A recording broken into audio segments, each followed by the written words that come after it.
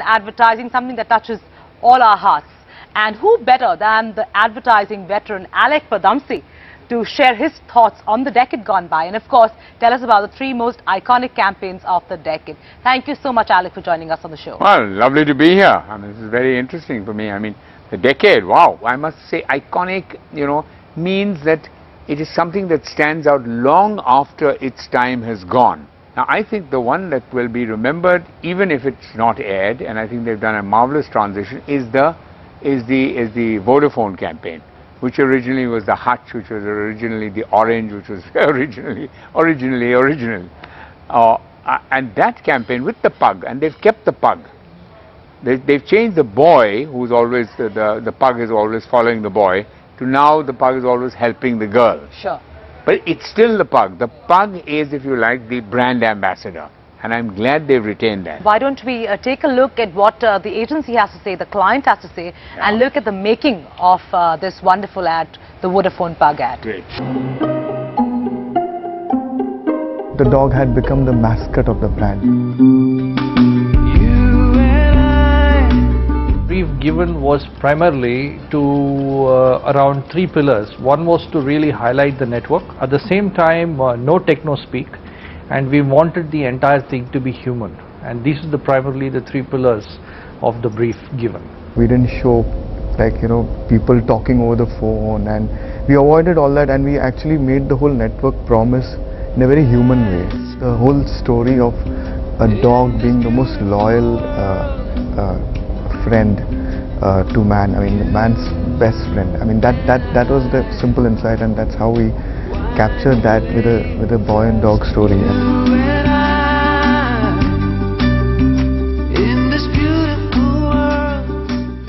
We never expected it to be such a big thing where people would actually start buying pugs and the pug prices would go up, and this was never expected.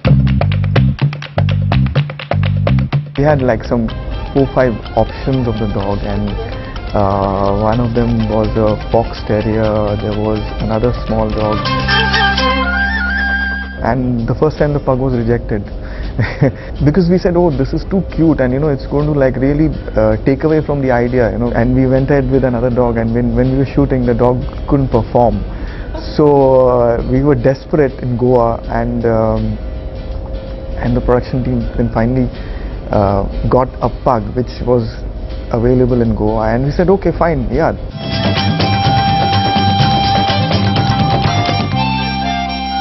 So from Vodafone pug, who would you nominate next as one of the most iconic campaigns? Fevicol has done a super job. Over the years, Fevicol, and it's not one of your large brands like, cell phones or airlines or, credit cards or any of these. It is a brand with a reasonable budget, but it has really impacted our emotional retina, and that's something I strongly believe in. They have one single idea or one single promise, and that is, we stick the best. No, that's all they say. And then they show the fishing. I love that one. Aylque, that's interesting because, I mean, your number one and your number two campaigns that you've just told us about, interestingly, both come from O&M. What does that tell you about the advertising industry? That tells me that O&M has done a superb job. In the last decade, it has outstripped all competitors. Every time I think of an ad, it's usually an O&M ad. That's great. So let's take a look at what what the agency had to say about this iconic campaign. If the man on the street talks about it, if he loves it, even if that brand doesn't directly connect with his everyday life, I think you've pretty much achieved it. And I think Fevicol does that brilliantly. Most of the other advertising is so unreal that Fevicol is refreshingly real. So it's a lovely take on an observation of Indian life.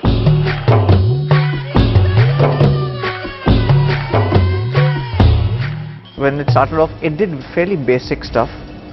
They knew that once they'd sowed the seeds of, build the foundations of the fact that it is the ultimate adhesive, especially for the carpenter.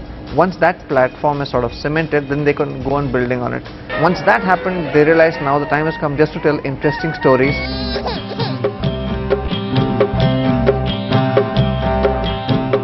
Aylque, So from Fevicol, let's move on to the third best iconic campaign of the decade. What's your pick? There is no doubt in my mind that one of the longest lasting and most iconic campaigns India has ever produced.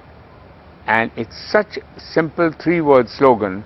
And when I give advertising talks or lectures, as you call them, I always say, okay, I'm going to give you a slogan. I won't finish the slogan. You finish it for me. And I just say utterly, and everyone says butterly delicious Amul. What could be stronger than that? But what's interesting about that campaign is that it is very topical. So basically a hoarding campaign. Absolutely. So it's basically a motorist campaign and a pedestrians campaign. It's not in the press, it's really not on TV, and yet it has this tremendous pull and has kept Amul at the top all these years. So let's take a look at Amul. Yeah, let's flash back, look at all the ads, and let's look at what the agency has to say, what the client has to say, and look at the formation of this brilliant campaign.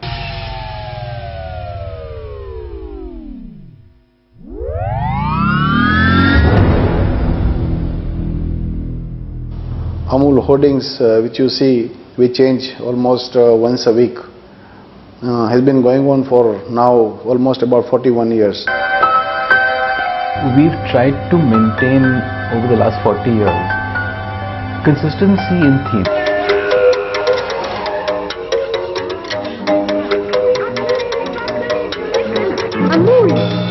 We have always laughed at things, commented on things, been like a social observer, which takes the butter a little bit beyond just the brand, but to a commentator as well.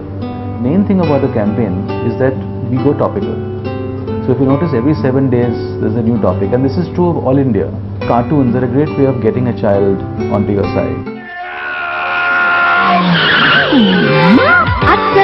Utterly delicious, Amul. And this line just formed. Dad just wrote this line and it sort of stuck.